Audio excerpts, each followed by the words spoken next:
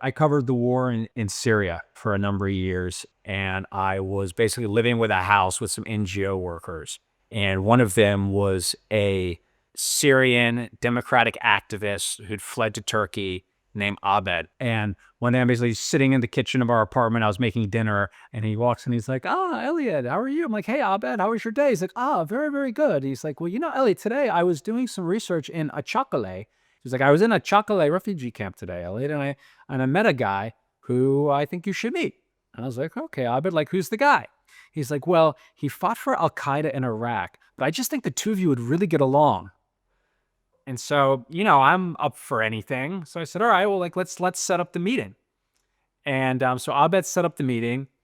And I said, "Well, what are we going to tell him? Why are we going to tell him that I want to meet him?" Because I was not, particularly at that point in the war, I wasn't sure I wanted to, how it would go over if I told this former AQI member that, I was a Marine and I just want to hang out in the refugee camp with him.